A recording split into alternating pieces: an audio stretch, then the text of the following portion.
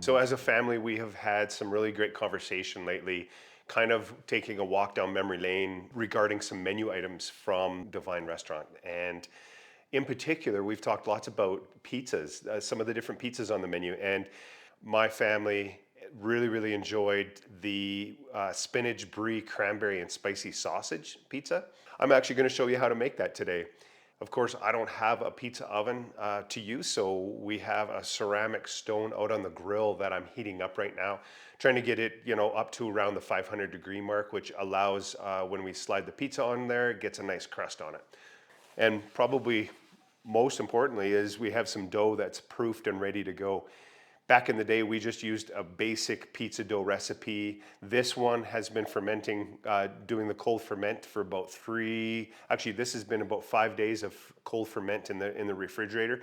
I will include the recipe for this dough. It's the Babish pizza dough that's meant for kind of the Napoli style pizza, but it works really good. So, I also have some spicy chorizo sausage. Now, I have pre-cooked this already, so this was a fresh chorizo. I've cooked it already, but an update to what we have done before for this pizza is I've saved the drippings. Saved the drippings from cooking the chorizo, and this is kind of valuable. It's of course it's fat that came out of the sausages, but that fat is full of flavor. So we used to brush the base of the pizza with garlic butter, but today I'm going to be using our drippings from our chorizo because it just made sense to me. It's spicy, it's smoky, it's salty, it's everything I wanted to kind of put flavor onto the pizza, right? And we've got some brie, so I'm going to slice the brie up so that it's ready to go.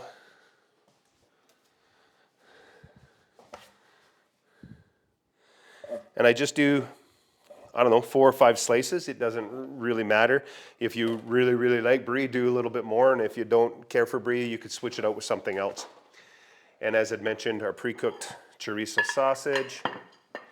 And the cranberries that go on this pizza are just the dried, sweetened variety that you can get down the baking aisle, I believe it would be in just about any grocery store.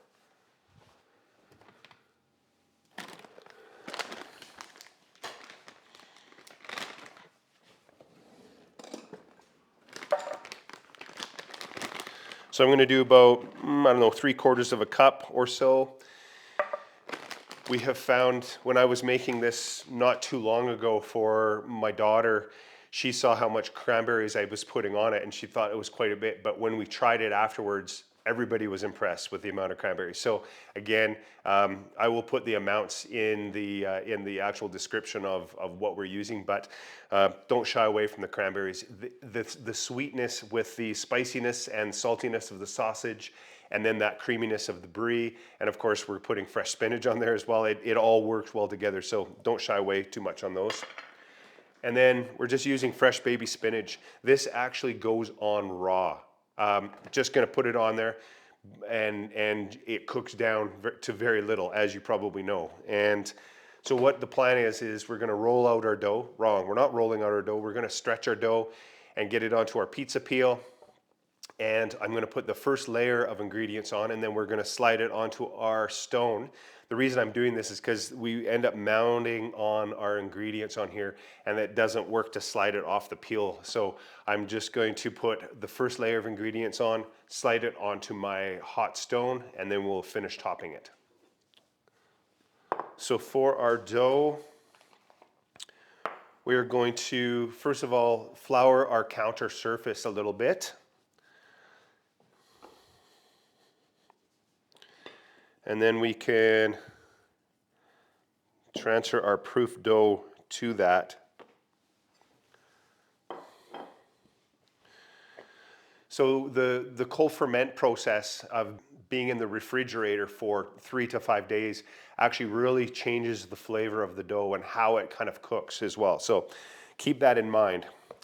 So once you get your dough onto the surface, we're simply going to use your fingertips and kind of press into the dough and allow it to kind of spread a little bit.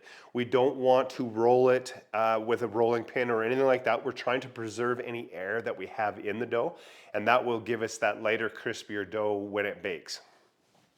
So we're going to start by just pushing in the center and pushing towards the outside. I'm trying to not push with my fingertips on the edge of the dough because I want that to kind of maintain some air in there so that when it does cook, you end up with a little bit of a crust that rises up on the edge. Okay, this looks really good. And once you get it to that stage, then we can actually lift it into your hand gently, and the weight of the dough will actually help to stretch it a little bit by just kind of. And if you're so inclined, you can certainly toss it in the air. The motion ends up kind of, the motion ends up stretching it. That centrifugal kind of force stretches the dough a little bit. So I'm no expert by any means, but all right, so that looks really good. That actually stretched out my dough quite nicely.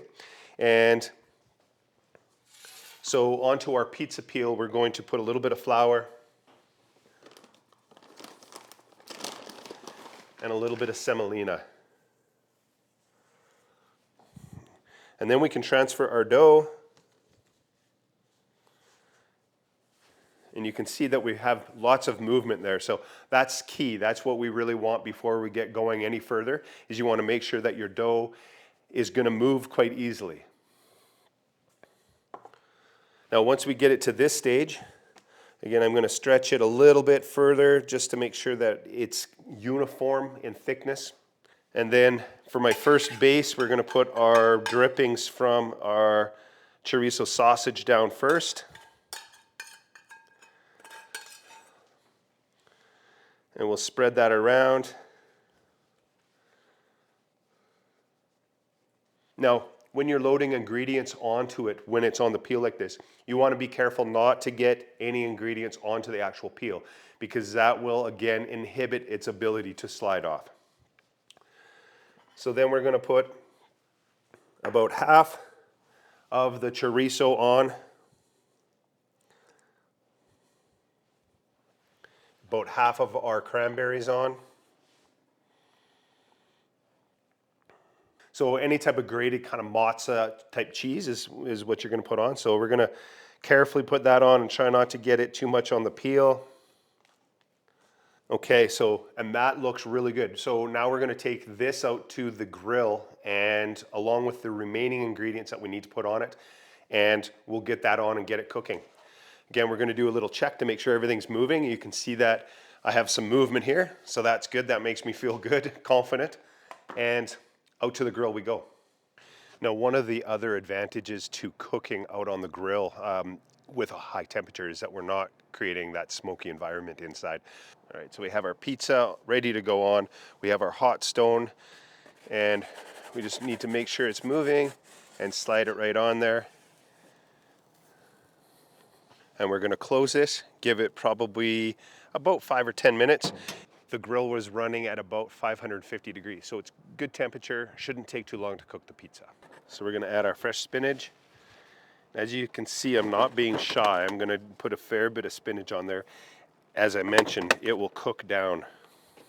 I'm going to put the rest of our chorizo sausage on.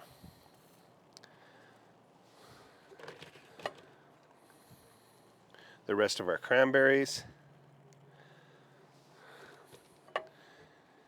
And some more mozzarella on top. And we'll close the lid and let that cook for another few minutes. Our pizza is doing really, really good, and we've got a really nice crust forming. So we're going to put our brie on and let that melt.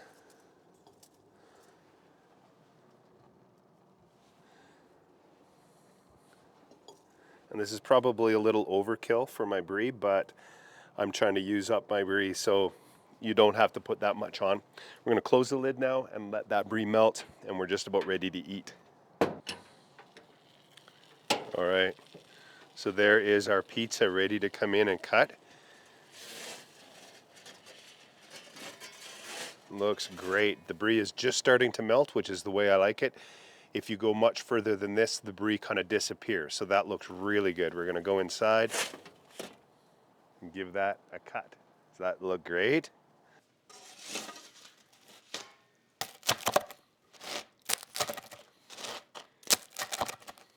Absolutely lovely. It's a thing of beauty. All right, so a little throwback divine spinach, brie, cranberry, and spicy sausage pizza. So here we have a little walk down memory lane, a divine restaurant throwback, our spinach, brie, cranberry, and spicy sausage pizza.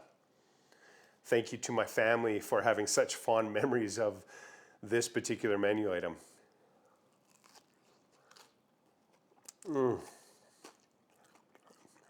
Oh yeah.